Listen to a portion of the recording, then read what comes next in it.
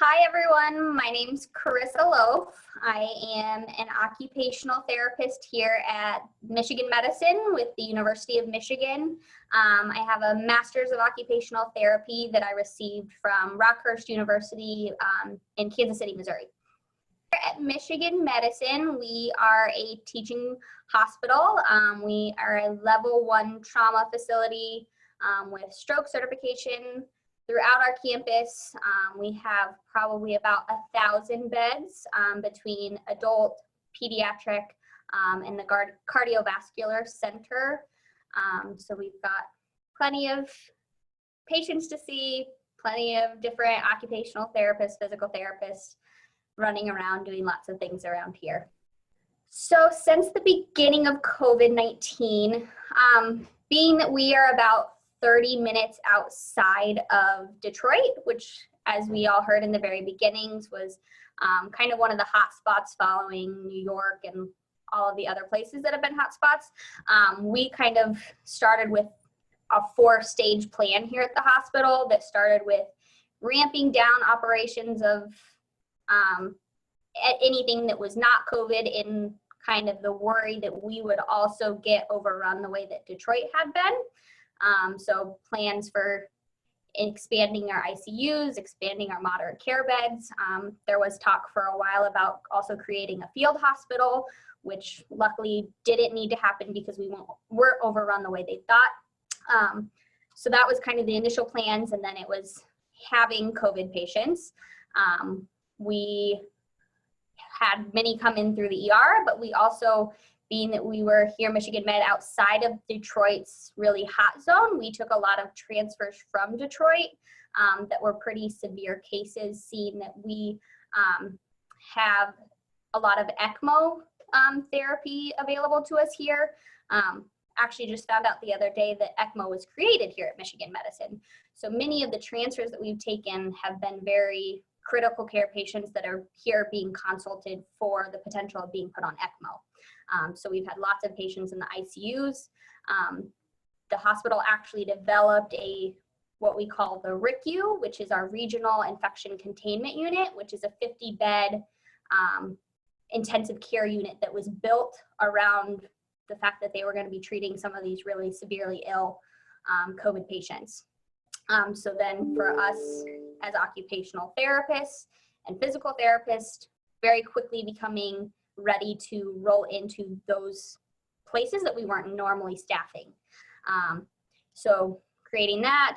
So that was kind of the big changes. We've also, within our teams, kind of therapists who had medical conditions or whatnot that weren't really safe to be seeing COVID patients, trying to create teams of who can, who can't, who may stay at home for the time being.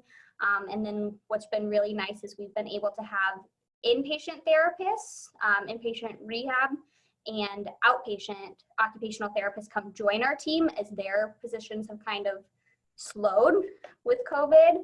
And so it's become a really holistic plan of bringing different people in and helping people incorporate into this COVID plan. And now we are at the point here where we are now having less and less COVID patients, which has been wonderful because Michigan's been locked down pretty tight. So it's been working from what we can see. And so kind of transitioning back towards some of us being with just non-COVID patients for the day and going back towards that more normal staffing model and how we get back to more of a normal state as well. Yeah, I think we really, even that early hospital state with stage 1, we've really worked on treating patients on the entire spectrum of COVID. We have done where within our team, some of us really stretching out into the research articles and anything we could put our hands on to become knowledgeable about COVID to the best of our ability and kind of incorporate those best practices as we best can for what exists out there. And then presenting that to our entire team, breaking that down into small groups and really dispersing the knowledge so we can all do this well, but then using that to kind of see where we best fit along that spectrum of stage 1 to stage 4 and where our therapies can provide patients with the best outcomes and help them get out of the hospital. So really we have focused, I think at this point, I have it sitting here, looking at the different stages. I think we've gone through every stage and kind of figured out where we can best help them. And then really kind of transitioning with stage 4 back to more outpatient, those telehealth therapies that the outpatient therapists who aren't here with us are really trying to foster and figure out how they can best serve patients once they leave the hospital as well. The other ways for stage 4 is when we thought the hospital was going to be overrun with COVID patients. We have a 32 bed, I believe, inpatient rehab hospital here in the hospital that it shut down its doors to inpatient rehab patients because they thought we would need the beds for COVID patients themselves. And just this last week, they've opened up to, I think 16 of the beds have opened back up to patients, and they've started to admit across the spectrum, non-COVID and COVID patients to really get them that high intense level of therapies if they're able to tolerate it at this point. Yeah, so for COVID-19 education, initially it was, luckily our facility was able to give us time to, as a group, watch the AOTA seminars that happened. A lot of us on our own time also watched the APTA webinars that existed and kind of piecing that together, as well as the hands-on experience we had for anyone who'd taken the time to really look into all of that. Again, dispersing it to everyone so that then if they came upon something, they had that knowledge as well. Something we did to educate ourselves and to really make sure we were looking holistically at the patient is we created our own COVID resource guide it's a patient facing. So once you have a patient that is cognitively intact enough, it's a guide that really is just helping them figure out what's going on as they're coming out of this COVID. So in that resource guide, we have added energy conservation techniques for them. We've added breathing techniques and anxiety management for them. Lots of different postural and exercises that really focus on posture and the extension of that chest to help with their breathing. And then again, as our roles as occupational therapists, we've noticed so many patients struggling cognitively as well, whether it has to do with a hypoxic episode or it has to do with all the sedatives that they had, or whether it really just is some other thing behind that that's causing it. We added into that resource guide, we added different things to help them plan a day, to give them kind of that peace of mind. And then also they're in these rooms alone most of the time. We're trying to, as our nurses are trying to limit their time in the room, we're trying to limit the vectors that come in and out of a room. They're spending a lot of time alone. A lot of patients, you walk in and the lights aren't on and they really are just kind of staring at the ceiling half the time when you walk in. And so kind of as occupational therapists, finding our place and helping creating that engaging environment for them that helps them feel a little bit more whole. So the other thing we added to it was just word searches and coloring pages and blank pages for them to journal. Just different things that helps to give them a little bit more control over what's going on in their day-to-day process while they're here at the hospital. We made it all one big long copy and we've then printed it out. So it's a pretty big handout for them, but because they don't have, a lot of them don't have their own phone here, they just don't have a lot of access to that. We've decided that it was best to print it out so that they have that physical reminder there that there's some things that they can look at to help them feel a little bit more normal. The other thing we give them with it, as simple as it is we give them some colored pencils so that they can do what they want with that page and really kind of give them a little bit more a sense of structure and a little bit of control over what's going on around them, because a lot of them just really feel out of control. So I think it kind of varies from our different settings here at the hospital. If you want to kind of start from the most critical care, we have the patients that are on ECMO or having CRRT. They're being proned throughout the day for many, many hours here at our facility with the ECMO and the amount of like critical nurses that we have. We are not part of the prone team here at Michigan Medicine.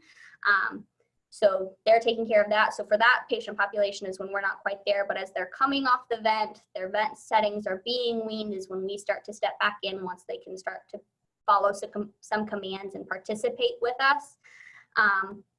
So just again, that same way you said, beginning at the basics, starting with that simple range of motion with those patients, posture, making sure that they are avoiding any injuries with positioning as they don't have the control to move their body.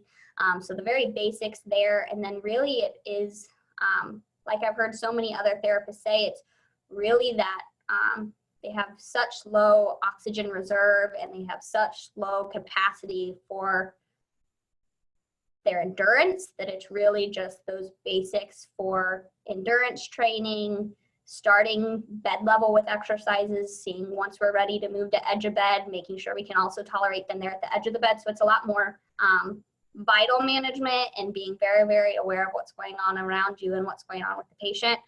And as they start to tolerate that, it's getting them to those ADLs and really honing in on what we do as occupational therapists and engaging them and getting them ready to hopefully either get out of the hospital or move on to that next state of their therapies. I think kind of like I said, I really started with all of those basics of APTA, AOTA, and all of the things that they had to offer. I think they've done a really good job of stepping up and being a good resource for us. I've also, within our hospital, they've started to add different COVID pieces of education from just what the disease process looks like, ways that we can kind of incorporate that into our day as an occupational therapist. And really, I've just done digging. I don't know that I have any of the specific names right now. I'll have to get them to you, but just any resource I can get that seems to have a true backing behind it. But it's right now with that, it's making sure that there is some backing, is using any knowledge that I can get. Just today, we reached out to our occupational therapists that are the head of our brachial plexus and peripheral nerve department and used them as a resource guide, because since we're not a part of the proning team, we started noticing either some subluxations or some brachial plexus injuries, trying to gain as much knowledge as we can as inpatient therapists to best suit them to then move on to that outpatient stage once they're ready, but to help make sure that we're doing everything we can to prepare those shoulders and whatnot to avoid any critical long-term deficits from these types of injuries. I think in this time, being in Michigan, where again, we were so concerned for how quickly we had the amount of patients ramp up, this has just given me the best opportunity to take a hold of what I do as an occupational therapist and educate the people around me who maybe haven't been super close to what I do. So I've been able to work more closely with my physical therapist, with my speech therapist. I've had more conversations with doctors than I think I ever had, just advocating for what we can do and help these patients with to help move them along this process of recovery. So I think it's just been a really great time to work as a collaborative team and really help push what we can do as occupational therapists forward and show just how important we are to the community, to the hospital community, and really what we can help and the value that we hold as occupational therapists. So I think my biggest thing is just use every resource you have, all of the different team members around you, and really just use this as a time to help push our ability to help patients.